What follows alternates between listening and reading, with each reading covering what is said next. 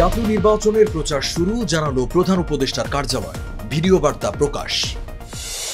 নৈরাজ্য সৃষ্টির প্রক্রিয়া চলছে অভিযোগ মির্জা ফখরুলের, মাথাচাড়া দিয়ে উঠতে শুরু করেছে শত্রুরা। অনৈক্যের জন্য বিএনপি জামায়াত দায়ী অভিযোগ এনসিপি, আওয়ামী লীগ প্রশ্নে সতর্ক থাকার আহ্বান। সামরিক অর্থনৈতিক অঞ্চল স্থাপনের সিদ্ধান্ত সরকারের, অস্ত্র রপ্তানি লক্ষ্য। এবং মার্কিন পররাষ্ট্রনীতিতে বড় পরিবর্তনের ইঙ্গিত তুলসী গ্যাবার্ডের, শাসন পরিবর্তনের খেলায় জড়াবে না যুক্তরাষ্ট্র। স্বাগত জানাচ্ছি দ্য বিজনেস স্ট্যান্ডার্ডের নিয়মিত আয়োজন টিবিএস রাত ৮টার সংবাদে। সঙ্গে আছে আমি রঞ্জু ইফতেখার। দেখছিলেন সংবাদ শিরোনাম, এবারে জানাবো বিস্তারিত। ২০২৬ সালের জাতীয় নির্বাচনের প্রচার আনুষ্ঠানিকভাবে শুরু করার ঘোষণা দিয়েছে প্রধান উপদেষ্টার কার্যালয়।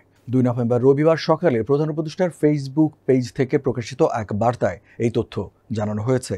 ফেসবুক পেজে নির্বাচনী প্রচার ঘোষণার পাশাপাশি একটি সংক্ষিপ্ত টিজার ভিডিও প্রকাশ করা হয়েছে। ভিডিওতে পতিত আওয়ামী লীগ সরকারের সময় গুম ও বিডিআর বিদ্রোহ হত্যাকাণ্ডের ঘটনার তদন্তের সমন্বয়কারী অবসরপ্রাপ্ত ক্যাপ্টেন ডক্টর খান সুবাইল বিন রফিক সবাইকে প্রচারে অংশগ্রহণের আহ্বান জানান। তিনি এই নির্বাচনকে দেশের ইতিহাসের সবচেয়ে গুরুত্বপূর্ণ নির্বাচন হিসেবে বর্ণনা করেছেন। টিজার ভিডিওটি ২০২২ সালের তখনকার পররাষ্ট্রমন্ত্রী AK আব্দুল মোমেনের বক্তব্যও দেখিয়েছে। ৪৮ সেকেন্ডের ক্লিপটি দেশের চাবি আপনার হাতে স্লোগান দিয়ে শেষ হয়। সামাজিক যোগাযোগ মাধ্যমে মিথ্যা প্রচার করে দেশে নৈরাজ্য সৃষ্টির প্রক্রিয়া চলছে বলে মন্তব্য করেছেন বিএনপি মহাসচিব মির্জা ফখরুল ইসলাম আলমগীর। তিনি বলেছেন, আমরা দেখছি যে বাংলাদেশের শত্রুরা আবার মাথা তুলে উঠতে শুরু করেছে। আমরা দেখছি যতই সময় যাচ্ছে ততই বাংলাদেশে একটা অ্যানার্কি সিচুয়েশন, একটা পুরোপুরি নৈরাজ্য সৃষ্টি করার অপচেষ্টা চলছে। দুর্ভাগ্যক্রমে আমরা দেখছি সোশ্যাল মিডিয়াতেও সেই প্রোপাগান্ডা, মিথ্যা প্রচার দিয়ে বাংলাদেশে একটা নৈরাজ্য সৃষ্টি করার প্রক্রিয়া চলছে। ২ নভেম্বর রবিবার রাজধানীর নয়াপল্টনে বিএনপির কেন্দ্রীয় কার্যালয়ে আয়োজিত সংবাদ সম্মেলনে এসব কথা বলেন তিনি। রাষ্ট্রপতি জিয়াউর রহমান যেভাবে জাতিকে ঐক্যবদ্ধ করেছিলেন, আজ একইভাবে তারেক রহমান বিদেশে থেকে দেশকে ঐক্যবদ্ধ করার চেষ্টা করছেন বলেও মন্তব্য করেন বিএনপির মহাসচিব। রাষ্ট্র সংস্কার, জাতীয় নির্বাচন ও গণভোট সহ বিভিন্ন বিষয়ে দেশে রাজনৈতিক যে অনৈক্য সৃষ্টি হয়েছে তার জন্য বিএনপি ও জামায়াত ইসলামীকে সমানভাবে দোষারোপ করেছেন জাতীয় নাগরিক পার্টি এনসিপির আহ্বায়ক নাহিদ ইসলাম। তিনি দাবি করেন, এক দল সংস্কারকে ভেস্তে দিচ্ছে, আরেক দল নির্বাচনকে পেছানোর চেষ্টা করছে। ২ নভেম্বর রবিবার ঢাকার বাংলা মোটরে এনসিপির অস্থায়ী কার্যালয়ে আয়োজিত সংবাদ সম্মেলনে সাংবাদিকদের বিভিন্ন প্রশ্নের জবাব দিচ্ছিলেন নাহিদ ইসলাম। এ সময় বর্তমান রাষ্ট্রপতির পরিবর্তে প্রধান উপদেষ্টা ডক্টর মোহাম্মদ ইউনূসের কাছ থেকে জুলাই সনদ বাস্তবায়ন আদেশ পাওয়ার দাবি তোলেন তিনি।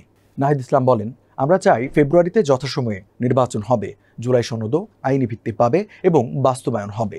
সব রাজনৈতিক দলের প্রতি আহ্বান থাকবে তারা যেন ঐক্যমত্যে আসেন। স্বনির্ভর একটি প্রতিরক্ষা শিল্পের ভিত্তি গড়ে তোলার বৃহত্তর পরিকল্পনার অংশ হিসেবে একটি বিশেষায়িত ডিফেন্স ইকোনমিক জোন বা সামরিক অর্থনৈতিক অঞ্চল স্থাপনের সিদ্ধান্ত নিয়েছে সরকার।